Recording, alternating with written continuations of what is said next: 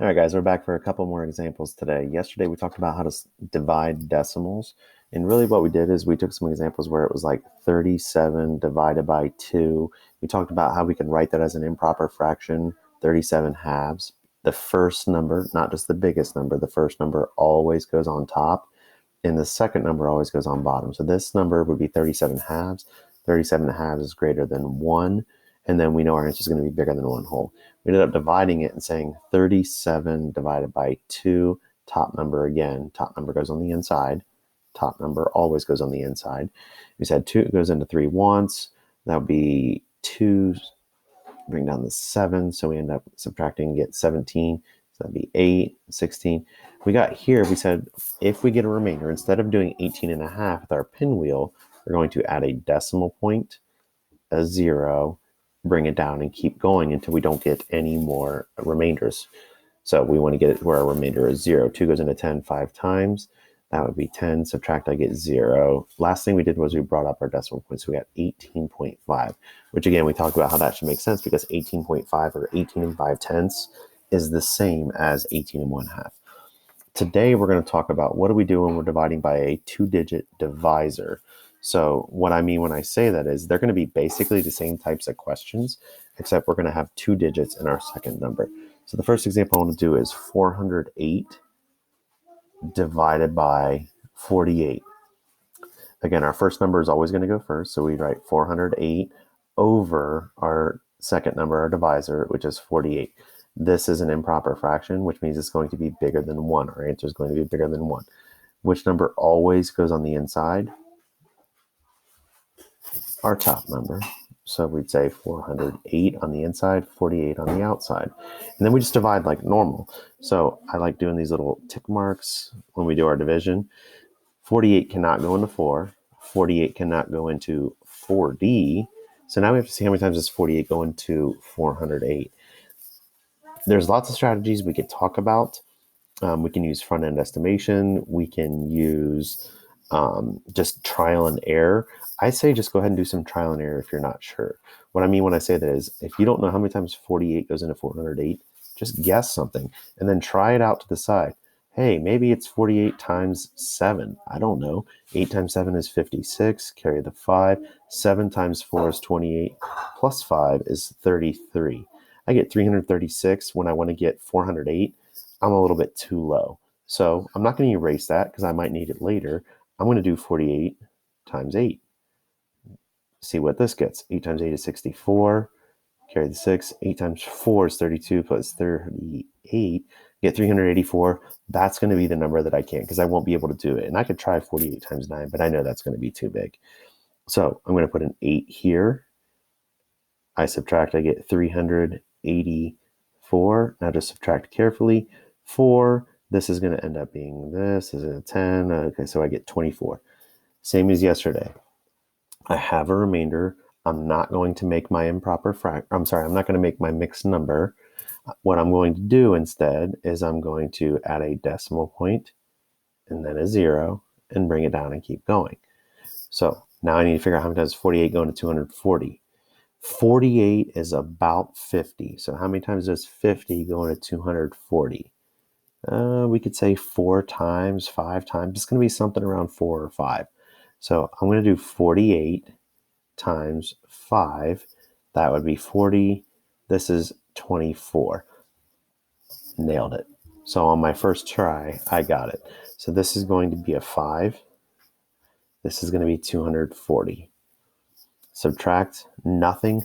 Now that I have no remainder, last thing we need to do is make sure we bring up that decimal point.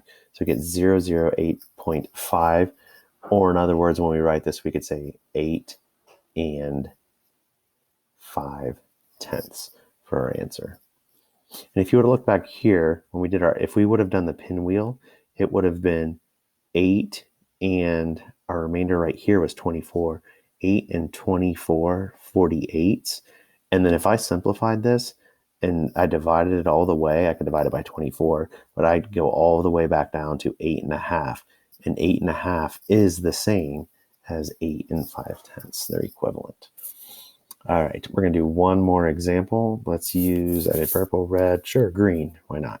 All right, so my last one we're going to do is 24 divided by 32. 24 divided by 32. So again, when we write this as a fraction, we're going to put our first number as the numerator, 24. Our denominator is the second number, 32. This is improper, proper. This is a proper, so it's going to be less than 1. So my answer is going to be 0 point something when I do decimal form. So now we're going to put our division bracket. Which number always goes on the inside? The top number. So this is going to be the 24. This is going to be the 32. And now we're going to divide. 32 cannot go into 2. 32 cannot go into 24. So right away, I'm just going to add my decimal 0. I'm going to extend this line. Now I need to figure out how many times 32 goes into 240. All right, so I'm going to say 32 is about 30.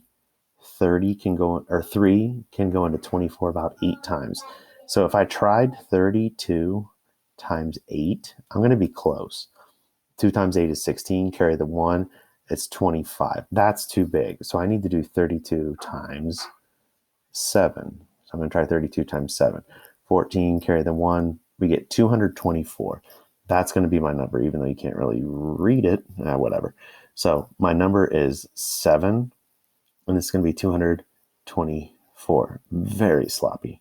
Anyway, this turns into a 3. This turns into a 10. Minus 4 is 6. 3 minus 2 is 1. I get 16 as a remainder. If we have a remainder, we're going to add another 0. We're going to bring it down, and we're going to keep going. 32 into 160. I know that 3 goes into 16. Like this 3 goes into 16 about 5 times. So I'm going to try 32 times 5. And again, if you have no idea, just guess and check out to the side. You can see over here, I have all these problems I guessed and checked with. Over here, I have all these problems I'm guessing and checked with. It's not a sign of weakness. It's not a bad thing. Sometimes you just have to do side work. It's that simple. 2 times 5 is 10. Carry the 1. 5 times 3 is 15 plus 1 is 16. I get 160 exactly on the dot. Nailed it. All right, so this is going to be 5. This is 160. Subtract, I get nothing. Last step is make sure you bring that decimal point up, and we get 0.75 or 0 and 75 hundredths. And if I went back to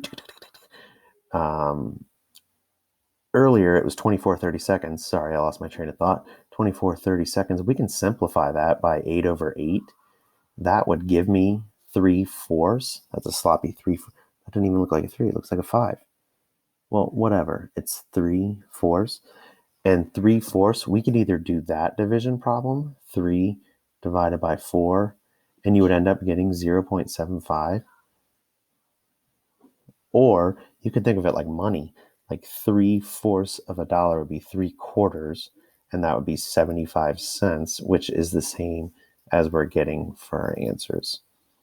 So if any of that didn't make sense, feel free to rewatch it.